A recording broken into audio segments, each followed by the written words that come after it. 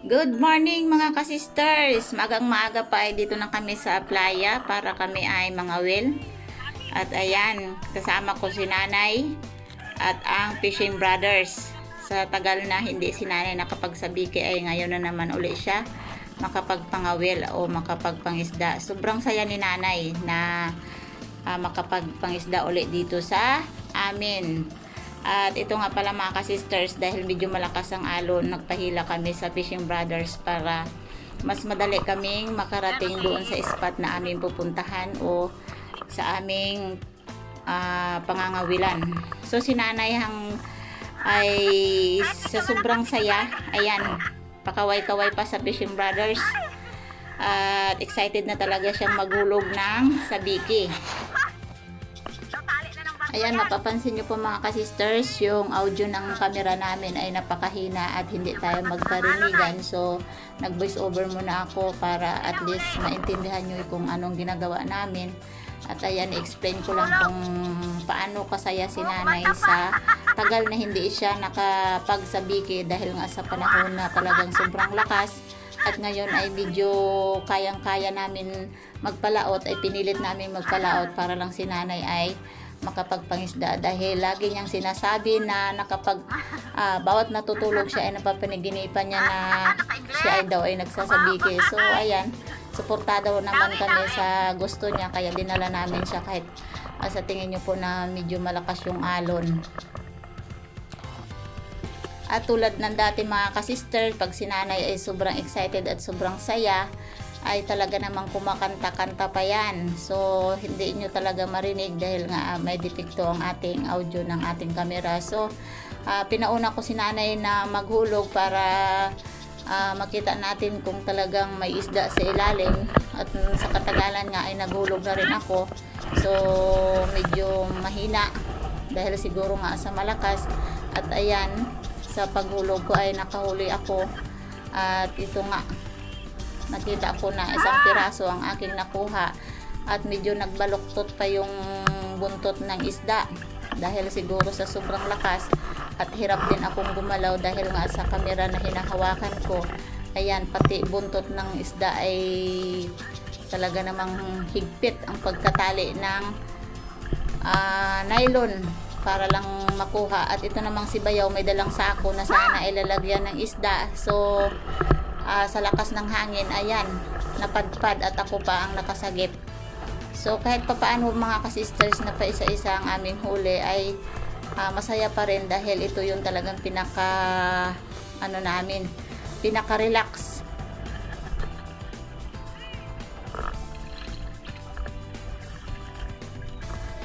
Ayan, si nanay nakahuli din sa wakas at talaga namang hindi mapakali si nanay kapag nakahuli. Ayan, tuwang-tuwa at napapasigaw pa yan. Na laging binabanggit ni nanay pag sobrang saya at nakahuli ay siya, thank you Lord, lagi. Yan, laging nagpapasalamat si nanay sa Diyos kapag nakahuli, kahit sabihin maliit yung isda o kaunti ang nahuli, ay laging sagana sa thank you Lord si nanay.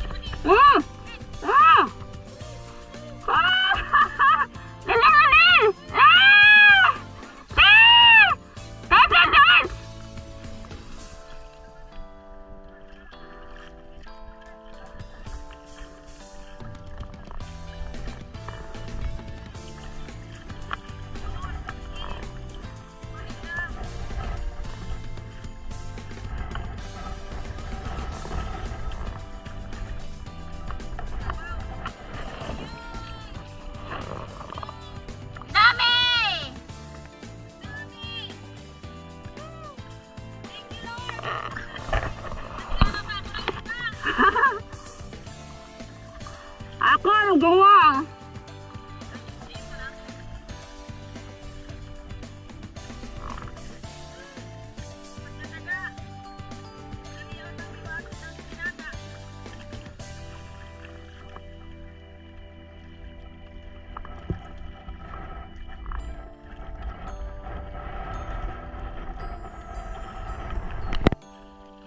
Ayan mga kasisters, ito na po lahat yung aming nakuha ni nanay na isda. Ayan, sap-sap ang tawag sa amin. So maya ay uwi na po kami dahil medyo ano na, maaraw na at si nanay ay pababay-babay na lang. Ayan, pagdating namin dito sa bahay mga kasisters ay wala kaming naisip na merienda kundi yung aming nahinog na nalangka. Kaya sabi ko kay Eric ay kukunin na at kakainin namin. Lalo pat may dumating kami na bisita mga kasisters, yung kapatid ni nanay na nakatira sa malayo. So ayan ang mas maganda naming imerienda ngayon. Kaya pag anuhan namin yan, pag tulong-tulungan na ng kainin.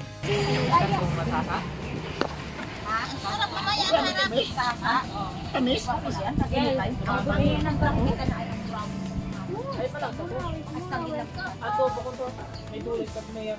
Mami, ito nito na. Sir, tingnan mo ba? Paksiw mo. Mga sisters, kain tayo ng langka. Panaginip ko, may huli ako eh. Oh, sigurado. Baipik. Dami ka ng gan. Magkatotoo na yun. Huwag kang papayag ka na wala kang huli. Nahuli ako. Mali, ganito ang... Hindi. Akin, ito na yan ho. Sarap na tulog ko eh. Ay, inukaw ka. Sayang, kapag nila mo padawi sa panaginip eh. Kasi, oy. Mga ka-sisters, ka-brother, yung aming huli kanina ay kuhaan ko na ng linisan ko po. Yung huli namin. Ayun, yung huli ng fishing brother, pinagsama Oh. na nila. Pinagsama na. Sama-sama daw kaming kakain para masaya na naman daw. Para kahit habang nagkakain ay nagdamarites. Oh. Kasi para maganda, kasi para may banding dahil si nanay uwi na naman bukas. Uuwi naman ako sa Kalapan, mga ka-sisters at ka-brothers. Kaya ito ngayon, yung aming kaninang pinagpaguran sa dagat kahit malakas, takbo. Pero sa biyaya ng Diyos, nakahuli rin kami. Kami lang doon, kasi malakas nga. Mga ka-sisters, dilis. Pero mo dilis, nahuli sa kawel. Nakahuli sa kawel. Katindi. Tapos yan si nanay nakahuli ng mamsa na yung malaki. Itong talakitok na malaki ay Talakitok, huli ko kanina. Yan. Ay halik-halik pa yan si nanay yan. Hinalikan ka ni nanay pagkahuli. Yan. Sobrang tuwa. Natuwa ako dahil kilala pa ako ng isda eh. Ayun o, yung sapsap. Mas marami kaming nahuli na sapsap. Ito yung sapsap, di ba? Oo, yan ang Yan. sapsap.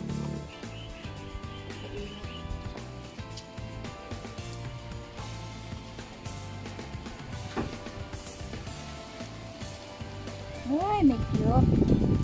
Hindi lahat ng kamatis malalaki. May maliliit din.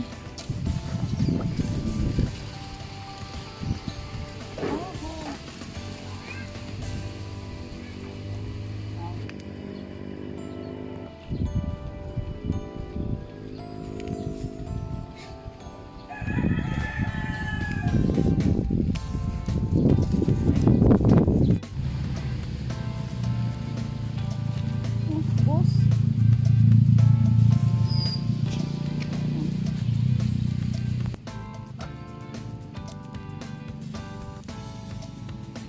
Natuyot na to eh. Nadiligan.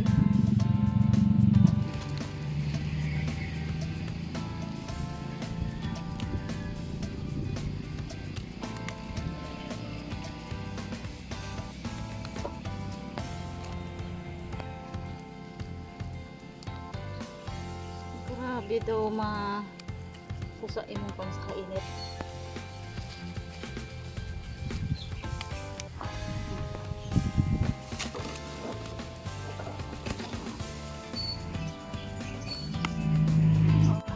Ito mga ka-sisters ay sabawan namin. Tapos ito, sabawan namin yan. Sarap yan. Bago ito ay i-ano namin.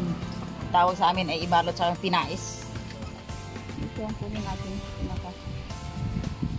Diyan maglapoy mo niya atong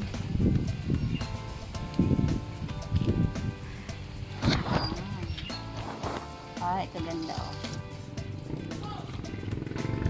Ayos. Good.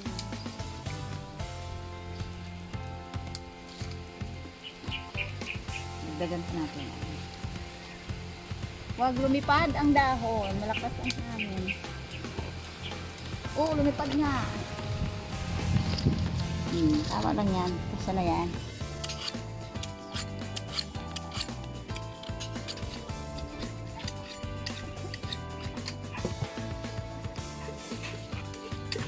Lagyan natin ng kaunting asin.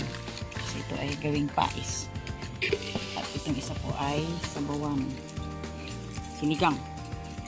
Sinigang na fresh na isda. Kitok, sarap ito. Tsaka sap-sap.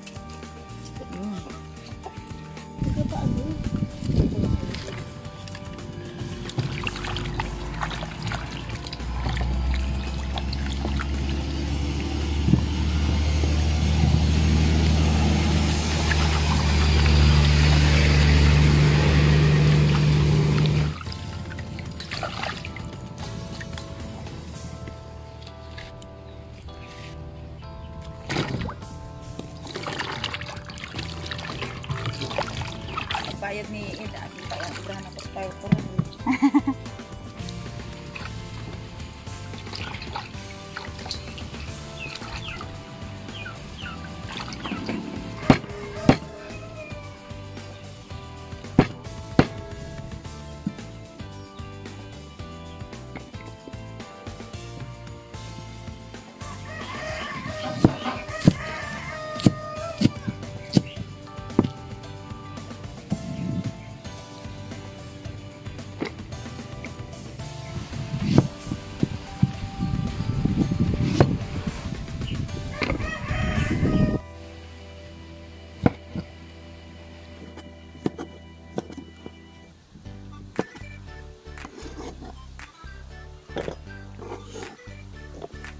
Lagyan natin ng suka.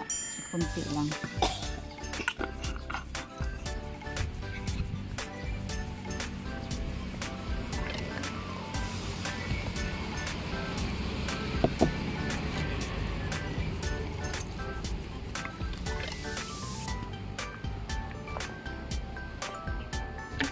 Pinaksil sa ano to?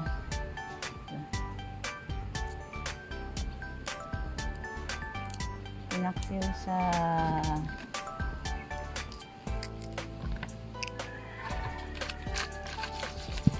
dahil ito ay nilagyan na ng asin ni nanay natin ng tubig na konti.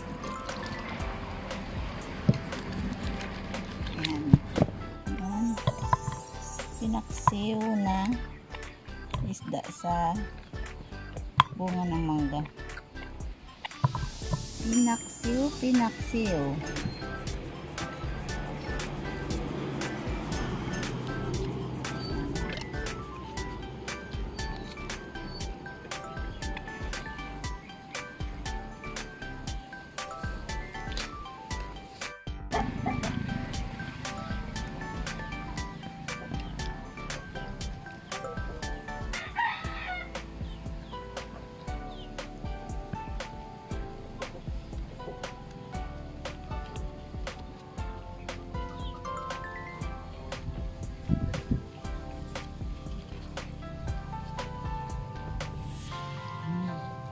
Tapos yun. Takpan at isa lang.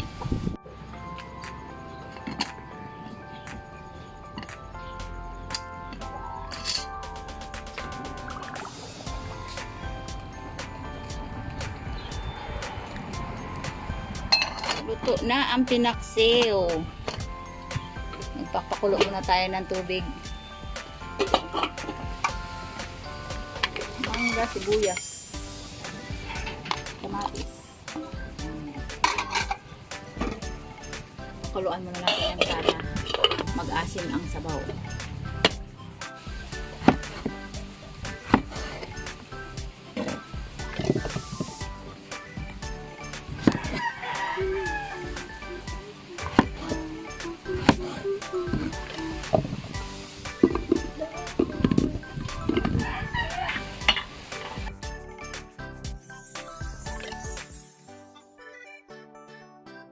Yan ang mga kasisters, yung ating sinabawang isda. Yan, unique ang lasa niyan. Ito yung talong oh. Tsaka yung ating bell pepper. Lagi namin ginagawa to. Lagi namin ginagawa to mga kasisters, yung bell pepper na to kapag ganito ka sariwa ay nilalagay namin sa sinabawang isda. Napakasarap. So tapos na yan at hanguin na natin kasi kakain na tayo.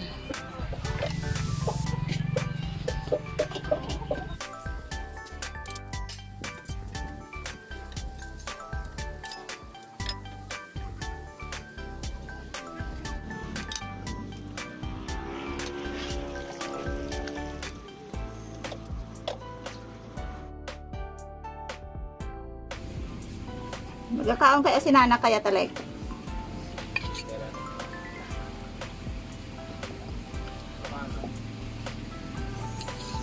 Ayun. Ayun. Oh. Sarap.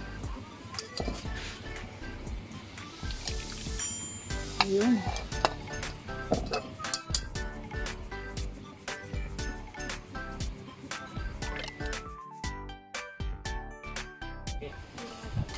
Ayan mga kasisters, kakain na po kami at ito yung naging ulam namin sa pagsabikin namin kanina kasama ang Fishing Brothers. So, ayan kasama natin si Nanay pero bukas siya na iuwi na. Ayan, kakain tayo at magpipray na rin si Nanay. Si Bayaw ay wala. Si Nanay magpipray. Pray, Heavenly Father, we thank you for this food that we have given in Jesus' name. Amen. Amen. Oh, sige ulam mo. Tayo. Tulad sa mga ito tulad natin. Ay, apa yang beli? Itu terus daw yung mga pan. Katapama. Kanin na der? Kaya mo to tawo? Kaya na daw. Ay, nabalikin sa atin. Ala, umagi ang pasorte.